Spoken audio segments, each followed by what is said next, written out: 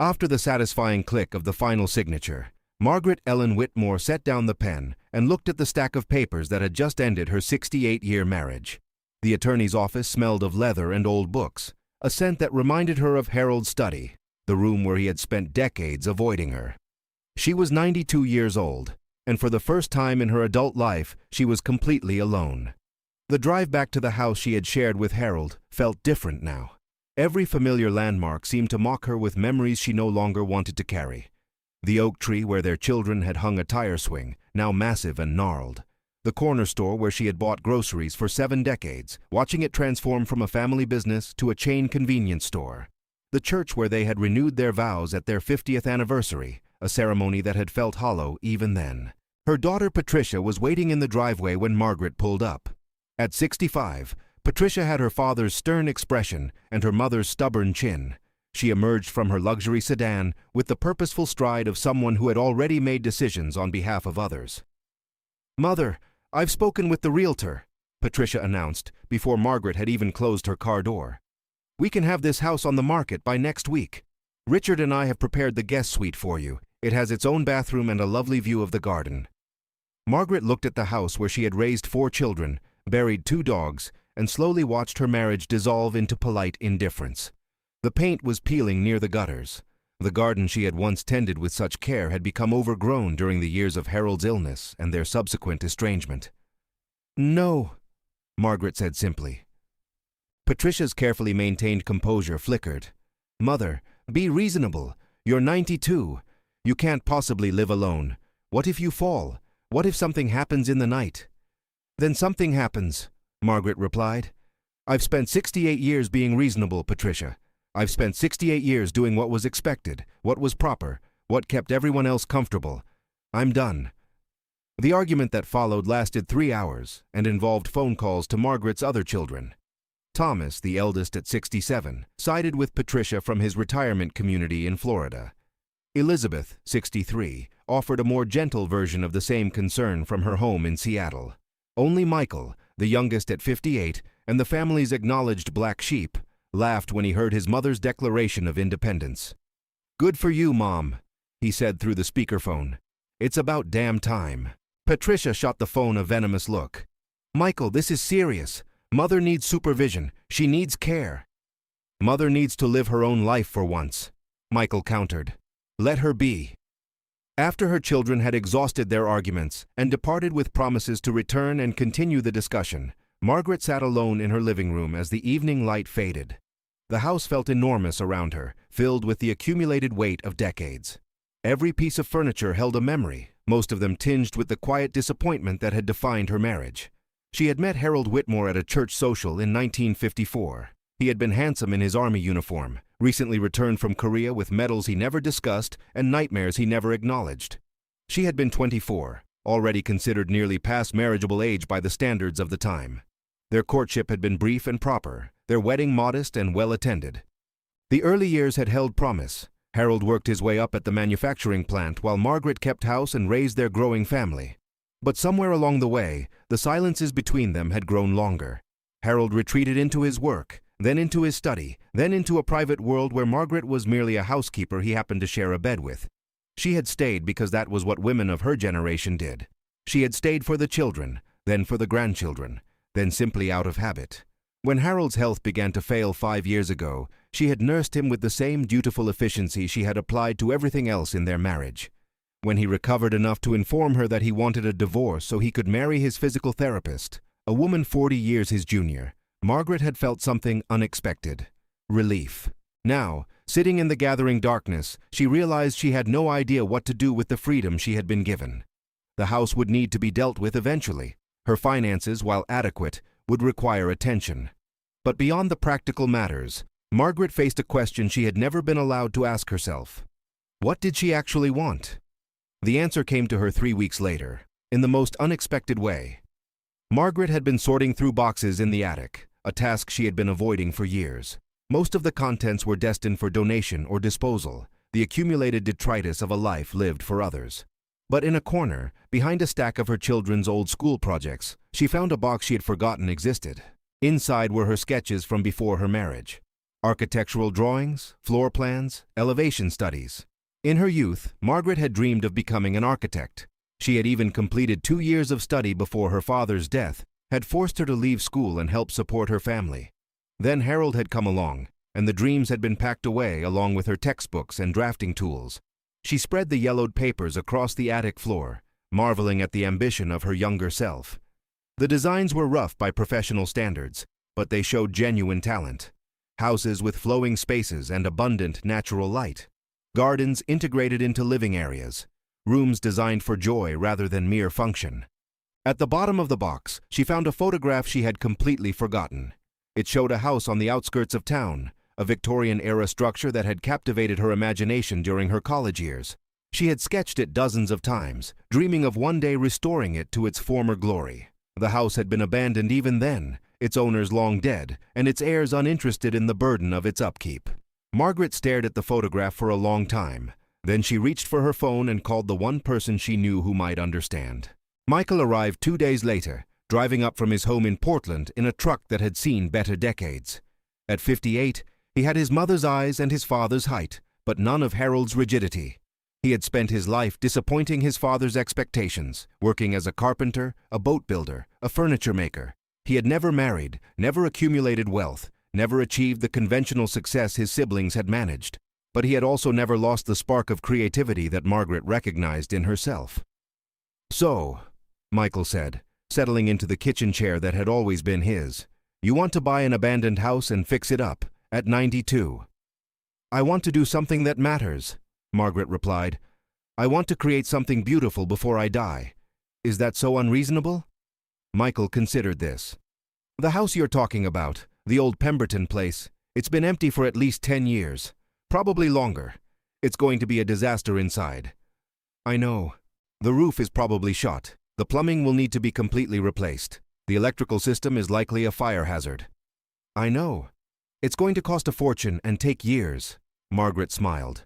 "I have a fortune, Michael. Your father was very successful, and the divorce settlement was generous. As for time, well, I have whatever time I have.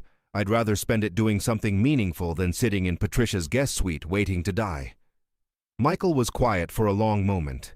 Then he laughed, the same warm laugh that had always gotten him in trouble with his father. "All right, Mom, let's go look at this house of yours." The Pemberton house stood at the end of a long gravel driveway, hidden from the main road by a grove of overgrown trees. As Michael's truck bounced along the rutted path, Margaret felt her heart racing with an excitement she hadn't experienced in decades. The house was worse than she had imagined, and more beautiful. 3 stories of Victorian architecture, with a wraparound porch that sagged dangerously in several places.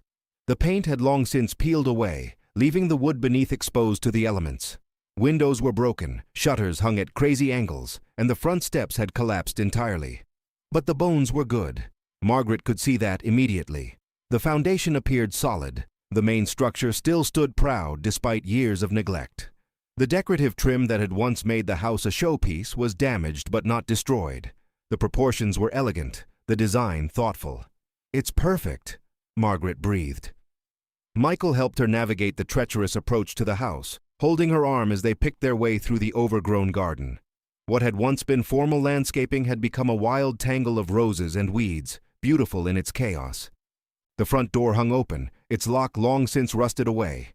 Inside, the house smelled of mold and animal occupation. Leaves had blown through broken windows, creating drifts in the corners.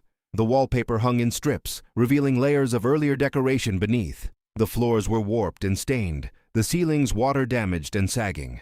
But Margaret saw none of this. Or rather, she saw through it to what the house could become. She walked through the rooms slowly, her architect's eye measuring spaces and imagining possibilities. The front parlor could become a bright, welcoming living room. The formal dining room could open onto a renovated kitchen. The servants' stairs could be removed to create a more flowing floor plan. "You're serious about this," Michael said, watching his mother's face transform as she explored. "I've never been more serious about anything in my life." The purchase of the Pemberton house took 3 months to complete. The property had been tied up in a complicated estate situation, with multiple heirs scattered across the country and none of them interested in the burden of ownership. Margaret's offer, generous but not extravagant, was eventually accepted with what seemed like relief. During those 3 months, Margaret faced a constant barrage of opposition from her other children. Patricia organized a family intervention, flying Thomas in from Florida and Elizabeth from Seattle. They sat in Margaret's living room and presented a united front of concern. "Mother, this is madness," Patricia declared. "You're going to sink your entire savings into a money pit. You're going to exhaust yourself with a project you can't possibly complete. You're going to end up in a nursing home, broken. Or," Margaret replied calmly, "I'm going to spend my remaining years doing something I love. I'm going to create something beautiful. I'm going to prove that it's never too late to follow your dreams." "Dreams are for young people," Thomas said, his voice carrying the same dismissive tone his father had always used. "At your age, you should be focused on comfort and security. At my age, I should be focused on whatever I damn well please." The intervention ended in stalemate, with Margaret's children departing in various states of frustration and concern. Only Michael remained, helping his mother begin the process of moving out of the house she had shared with Harold. The day the sale of the Pemberton house closed, Margaret stood in the overgrown garden and wept, not from sadness, but from a joy so intense it felt like grief. She was 92 years old, and she was finally, truly, beginning her life. The first phase of the renovation focused on making the house safe and habitable. Michael took a leave of absence from his furniture-making business to serve as the project's general contractor. He hired a crew of young workers, most of them recent graduates of the local trade school, and set about the massive task of stabilizing the structure. Margaret was on site every day, arriving at 7 in the morning and often staying until dark. She wore work boots and carried a clipboard, making notes and sketches as the renovation progressed. The workers, initially skeptical of taking direction from a 92-year-old woman, quickly learned to respect her knowledge and vision. "Mrs. Whitmore knows more about construction than most of the contractors I've worked with," one young carpenter admitted to Michael. "Where did she learn all this stuff?" "She was studying to be an architect before she got married," Michael explained. "She's been waiting 70 years to use what she learned." The roof came first, a complete replacement that took 6 weeks and cost more than Margaret had anticipated. But as the new shingles went up, she felt a satisfaction that no amount of money could measure. The house was being protected, preserved, brought back to life. The plumbing and electrical systems followed, requiring the walls to be opened up throughout the house. Margaret used this necessity as an opportunity to reconfigure the floor plan, removing walls that had divided the space into cramped Victorian rooms and creating the flowing, light-filled areas she had always envisioned. The kitchen became her particular obsession. The original kitchen had been a dark, utilitarian space at the back of the house, designed for servants rather than family.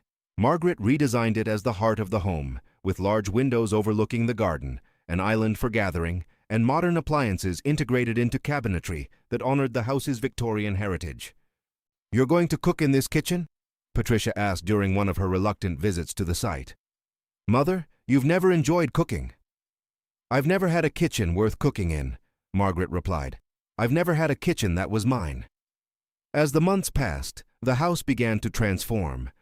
The exterior was scraped and repainted in colors Margaret had chosen from historical records, a deep green with cream trim and burgundy accents. The wraparound porch was rebuilt, its decorative railings restored by a specialist Michael had found in Vermont. The windows were replaced with energy-efficient units that maintained the original proportions. Inside, the changes were even more dramatic. Walls came down and spaces opened up. Light poured through new skylights and enlarged windows.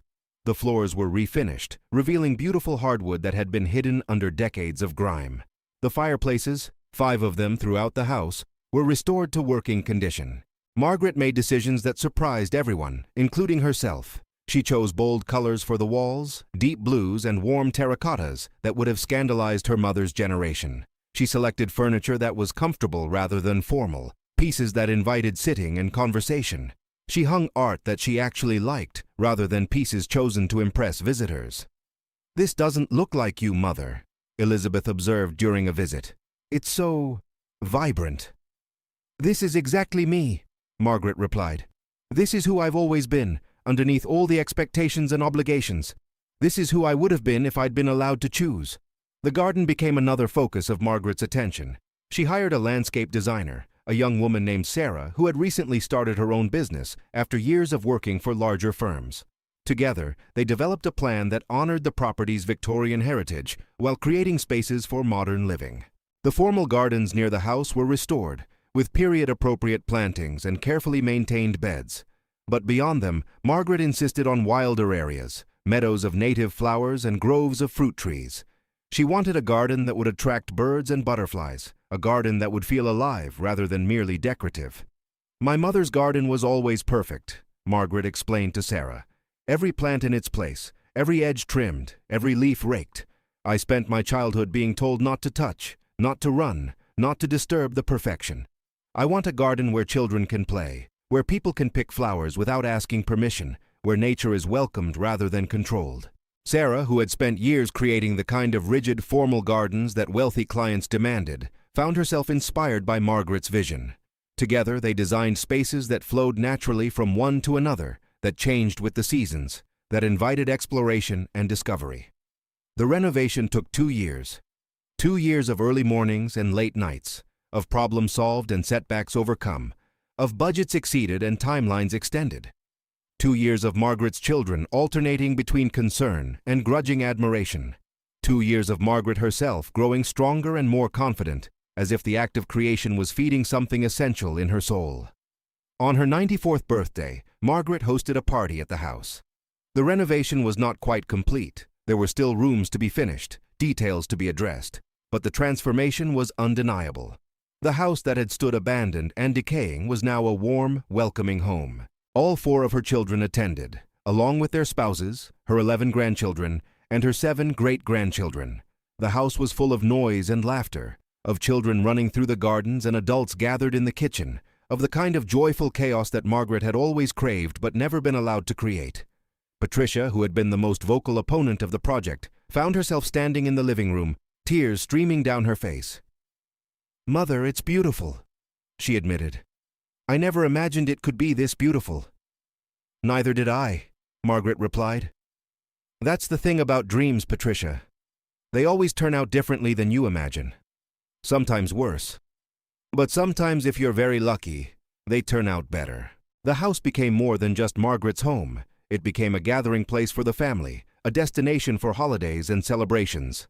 The grandchildren and great-grandchildren who had previously known Margaret only as a quiet presence at formal family dinners discovered a different grandmother, one who would get down on the floor to play games, who would tell stories about her youth, who would encourage their own dreams and ambitions. "Grandma, did you really want to be an architect?" her great-granddaughter Emma asked one afternoon. Emma was 12, with Margaret's eyes and a passion for building things that her parents didn't quite understand. "I did," Margaret replied. "I wanted it more than anything. But in those days, women weren't encouraged to have careers, especially not in fields like architecture. I was told to be practical, to be realistic, to focus on finding a husband and raising a family." "That's not fair," Emma declared. "No, it wasn't. But here's what I've learned, Emma. It's never too late. I'm 94 years old, and I finally got to design and build my dream house. It took me 70 years longer than I planned, but I did it. So whatever dreams you have, whatever people tell you is impossible or impractical, don't give up. You might have to wait, you might have to take detours, but if you hold on to your dreams, you can still make them come true." Emma looked around the room, at the carefully chosen colors and the thoughtfully designed spaces, at the way the light fell through the windows and the way the rooms flowed into one another. "Will you teach me?" she asked. "Will you teach me about architecture?" Margaret felt her heart swell with a joy she had never expected to feel. "I would love nothing more." The lessons began the following week. Margaret dug out her old textbooks, supplemented them with modern resources, and began teaching Emma the fundamentals of architectural design. They started with simple exercises, sketching rooms and experimenting with proportions. They progressed to more complex projects, designing imaginary houses and analyzing existing buildings. Emma proved to be a natural, with an intuitive understanding of space and form that reminded Margaret of her own youthful abilities. But more than that, she had the passion, the drive, the willingness to work hard and learn from mistakes. She was everything Margaret had been at that age, but with opportunities Margaret had never had. "Your great-granddaughter is going to be an architect," Margaret told Patricia during one of her visits. "A real one, with a degree and a practice and buildings with her name on them." Patricia, who had spent her own career as a corporate lawyer, looked at her mother with new understanding. "You're living through her," she observed. "You're giving her the chances you never had." "I'm giving her the encouragement I never had," Margaret corrected. "The chances are hers to take. I'm just making sure she knows they exist." As Margaret approached her 95th birthday, she began to think about the future of the house. She had no illusions about her own mortality. The body that had served her for nearly a century was beginning to fail in small but noticeable ways. Her joints ached more than they used to. Her energy, while still remarkable for her age, was not what it had been. She knew that her time in the house she had created was limited. But the house itself could endure. The house could continue to serve as a gathering place for her family, a testament to the power of dreams pursued and obstacles overcome. The house could inspire future generations, just as it had inspired Emma. Margaret called a family meeting, gathering all 4 of her children in the living room she had designed. The afternoon light streamed through the windows, illuminating the space she had created with such care. "I want to talk about what happens to this house after I'm gone," she began. Patricia started to protest, but Margaret held up her hand. "Let me finish.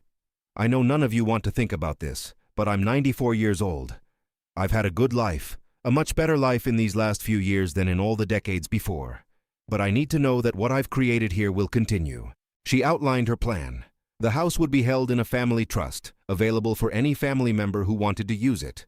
It would be maintained with funds she had set aside, enough to cover upkeep and repairs for at least 50 years. Family gatherings would continue to be held here, holidays and celebrations and ordinary weekends. The house would remain a home, not a museum or a monument, but a living, breathing space where family could come together. "And there's one more thing," Margaret added. "I want Emma to have input into any future changes to the house. She understands what I was trying to create here. She can help ensure that the vision is maintained." Emma, who had been sitting quietly in the corner, looked up with wide eyes. "Me?" "You," Margaret confirmed. "You're going to be an architect someday, Emma. Consider this your first commission. A very long-term commission, but an important one." The family agreed to Margaret's plan, even Patricia, who had finally come to understand what the house meant to her mother. The legal documents were drawn up, the trust was established, and Margaret felt a peace settle over her that she had never known before. The months that followed were among the happiest of Margaret's life.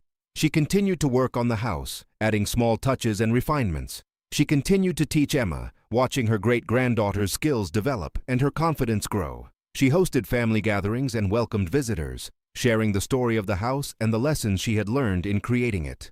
She also began to write, not a formal memoir, but a collection of reflections and observations, advice for future generations based on her own hard-won wisdom. She wrote about the importance of following dreams, no matter how long delayed. She wrote about the courage required to start over, even at an advanced age. She wrote about the joy of creation and the satisfaction of seeing a vision become reality.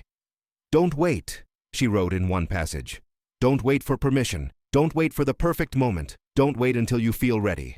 Start now, with whatever resources you have, whatever time you have, whatever energy you have. The perfect moment never comes. The only moment you have is this one." On the morning of her 95th birthday, Margaret woke early and walked through the house she had created. The light was soft and golden, filtering through the windows she had chosen with such care. The rooms were quiet, but she could feel the presence of all the life that had filled them over the past 3 years.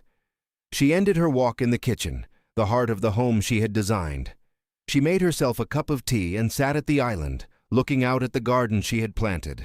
The roses were in bloom, a riot of color that would have horrified her mother, but that filled Margaret with joy.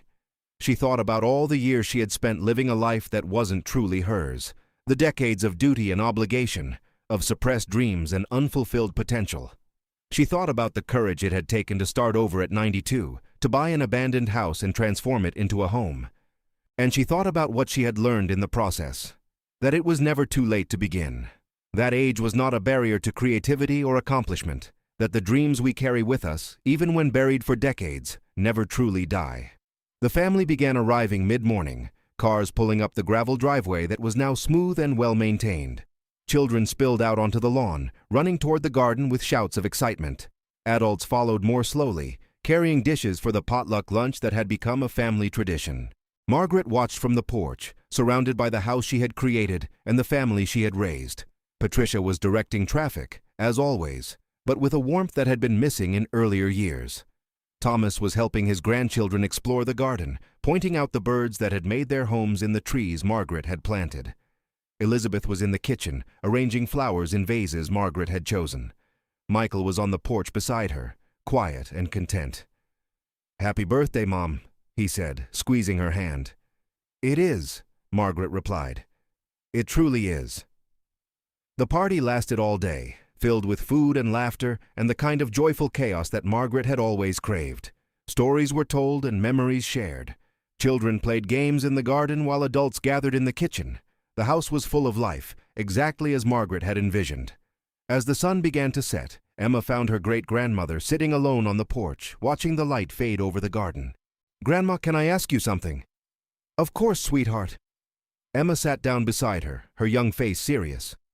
"Do you ever regret waiting so long? Do you ever wish you had done this earlier?" Margaret considered the question carefully. "I used to," she admitted. "When I first started this project, I was angry at all the years I had lost, all the decades I had spent living someone else's life, following someone else's expectations. I felt like I had wasted my life. And now? Now I understand that nothing is wasted. Every experience, every disappointment, every year of waiting, it all led me here. The woman I was at 24 couldn't have created this house. She didn't have the wisdom, the patience, the understanding of what truly matters. It took me 92 years to become the person who could do this. And that's okay." Emma nodded slowly, absorbing this wisdom. "So you're saying that everything happens for a reason?" "I'm saying that we can find meaning in everything that happens, if we choose to look for it. The years I spent in an unhappy marriage taught me what I didn't want. The dreams I had to defer taught me how precious they were. The obstacles I faced taught me how strong I could be. All of it, every single moment, was preparation for this." She gestured at the house behind them, at the garden before them, at the family gathered inside. "This is what I was meant to create, and I couldn't have created it any sooner than I did." The party wound down as darkness fell. Family members departed with hugs and promises to return soon. The house grew quiet, but it was a peaceful quiet, the quiet of a space that had been filled with love and would be filled again. Margaret made her final walk through the house that night, touching the walls she had designed, the fixtures she had chosen, the spaces she had created. Every room held memories now, not just of the past, but of the future she had helped to build. She paused in Emma's favorite room, a small study on the second floor that Margaret had designed specifically for her great-granddaughter. The walls were lined with bookshelves, filled with architecture books and design magazines. A drafting table stood by the window, positioned to catch the best light. It was a room designed for dreams, for the kind of focused creativity that Margaret had never been allowed to pursue in her youth. "This is my legacy," Margaret whispered to the empty room. "Not the house itself, but what it represents. The courage to begin again. The faith that it's never too late. The belief that our dreams are worth pursuing, no matter how long we have to wait." She slept well that night, in the bedroom she had designed with such care. The bed was positioned to catch the morning light. The colors were soft and soothing. The space was exactly what she had always wanted, but never allowed herself to have. In her dreams, she was young again, standing before the Pemberton house for the first time. But in this dream, she didn't walk away. She didn't defer her dreams for another 70 years. She walked up to the front door, opened it, and stepped inside. And the house welcomed her home. The years that followed Margaret's 95th birthday were gentle ones. She continued to live in the house she had created, surrounded by the family she had raised and the beauty she had brought into being. Her health declined gradually, as health does at such an age, but her spirit remained strong. She continued to teach Emma, watching her great-granddaughter grow from a curious 12-year-old into a determined young woman with clear goals and the skills to achieve them. When Emma was accepted into architecture school, Margaret wept with joy, knowing that her legacy would continue in ways she had never imagined. She continued to host family gatherings, though she participated less actively as the years passed. She would sit on the porch she had designed, watching her descendants fill the spaces she had created, and feel a contentment that had eluded her for most of her life. She continued to write, adding to her collection of reflections and observations. Her words were read by family members, and eventually, after her death, published in a small volume that found its way into the hands of others who needed to hear her message. "It is never too late," she wrote in her final entry, completed just weeks before her death at 97. "It is never too late to begin again, to pursue your dreams, to create something beautiful. The only moment we have is this one. Use it well." Margaret Ellen Whitmore died peacefully in her sleep, in the bedroom she had designed, in the house she had created, surrounded by the love she had cultivated. Her funeral was held in the garden she had planted, attended by 4 generations of family and dozens of friends she had made in her final years. Emma delivered the eulogy, standing before the house that had changed both their lives. She spoke of her great-grandmother's courage, her creativity, her refusal to accept that her best years were behind her. She spoke of the lessons Margaret had taught, not just about architecture, but about life. "My great-grandmother showed me that it's never too late to follow your dreams," Emma said, her voice steady despite the tears on her cheeks. "She showed me that age is not a barrier to creativity or accomplishment. She showed me that the dreams we carry with us, even when buried for decades, never truly die." She paused, looking at the house that rose behind her, beautiful and welcoming and full of life. This house is her legacy. But more than that, her legacy is the courage she gave to all of us. The courage to begin again. The courage to believe in ourselves. The courage to create something beautiful, no matter how long we have to wait. The house remained in the family, as Margaret had wished. It continued to serve as a gathering place for holidays and celebrations, for ordinary weekends and extraordinary moments. It continued to inspire those who visited, a testament to what could be accomplished with vision and determination. Emma became an architect, as Margaret had known she would. Her first major project was a community center in a low-income neighborhood, designed to bring people together and create spaces for dreams to flourish. She dedicated it to her great-grandmother's memory. "Margaret Whitmore taught me that architecture is not just about buildings," Emma said at the dedication ceremony. "It's about creating spaces where people can become their best selves. It's about designing for joy, for connection, for the kind of life we all deserve to live." The community center was a success, the first of many projects that would define Emma's career. But she never forgot the lessons she had learned in her great-grandmother's house, the lessons about courage and creativity and the power of dreams pursued. And in the house itself, Margaret's presence lingered, not as a ghost, but as an inspiration. Visitors would walk through the rooms she had designed and feel something shift inside them. They would look at the spaces she had created and begin to imagine their own possibilities. They would hear her story and find the courage to begin their own journeys. The house stood as a reminder that it is never too late, that our dreams, no matter how long deferred, are worth pursuing, that we can create beauty and meaning at any age, in any circumstance, if only we have the courage to begin. And in the garden Margaret had planted, the roses continued to bloom, a riot of color that would have horrified her mother, but that filled all who saw them with joy. They were not perfect, not controlled, not arranged according to any formal plan. They were wild and beautiful and alive, exactly as Margaret had wanted them to be, exactly as Margaret herself had finally allowed herself to be. The story of Margaret Whitmore and her house spread beyond the family, carried by those who had been touched by her example. It appeared in local newspapers, then in national magazines, then in books about late-life creativity and the power of second chances. People wrote letters to the family, sharing their own stories of dreams deferred and courage found. A woman in her 70s who had started painting after her husband's death. A man in his 80s who had finally written the novel he had been planning for decades. A couple in their 60s who had sold everything and moved to a small village in Italy, pursuing a dream they had shared since their honeymoon. "Your grandmother showed us that it's never too late," they wrote. "She gave us permission to believe in ourselves again." The house became a destination for these dreamers, a pilgrimage site for those seeking inspiration. The family welcomed them, sharing Margaret's story and showing them the spaces she had created. Many left with tears in their eyes and new resolve in their hearts. "She would have loved this," Patricia said one afternoon, watching a group of visitors explore the garden. "She would have loved knowing that her story was helping others." "She does know," Emma replied. "Somehow, I'm sure she knows." And perhaps she did. Perhaps, in whatever realm exists beyond this one, Margaret Whitmore was aware of the ripples her courage had created. Perhaps she could see the dreams being pursued, the lives being transformed, the beauty being brought into the world by those she had inspired. Or perhaps it didn't matter whether she knew or not. What mattered was the legacy she had left behind.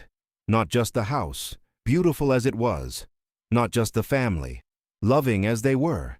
But the idea she had embodied, the truth she had demonstrated with her life. It is never too late to begin again. It is never too